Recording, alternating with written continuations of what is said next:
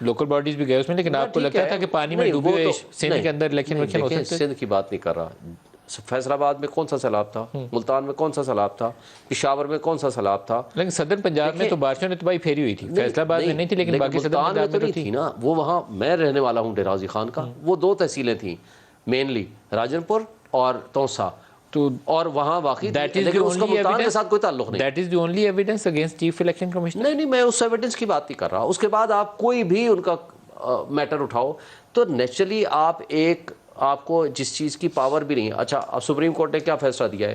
Supreme court نے Hanif Abbasi case میں کہا across the board without discrimination آپ تمام پولیٹیکل پارٹیز کے فنڈز کو چیک کرو۔ ٹھیک ہے، آپ نے ایک کا کر دیا، ہم اس پہ اعتراض نہیں ہے۔ یہ 8 سال کے بعد فیصلہ ہے۔ میں مانتا ہوں، میں یہ کہتا ہوں کہ سپریم کورٹ نے جب کہہ دیا across the board without discrimination, فیصلہ آنا ہے شعیب صاحب، جو بھی کہیں گے یہ فیصلہ آنا ہے، اناؤنس ہونا ہے۔ میں کہہ رہا ہوں آپ نے دے دیا نا۔ باقی پولیٹیکل پارٹیز کا آپ مہینے بعد دے دیتے، 3 مہینے بعد 8 سال 4 کو لگے ہیں تو اس کو بھی تو 4-5 سال لگیں گے نا سر؟ کیوں باتیں کیوں ہوتے ہیں؟ اس کا فیصلہ کب آنا تھا؟ پہلے یہ چیز تھی، طاہر صاحب سے پوچھتے ہیں باقی کا فیصلہ کب آئے گا؟ باقی پولیٹیکل پارٹیز کا فیصلہ کب آئے گا؟ چیف الیکشن کمشنر کس کی چوائس تھی؟ کس نے لفافے میں سے نام نکال کے آگے رکھا تھا؟ عمران خان۔ نہیں، عمران خان صاحب تو کہتے ہیں کہ وہ جنہوں نے مجھے کہا تھا کہ یہ زبردست آدمی ہے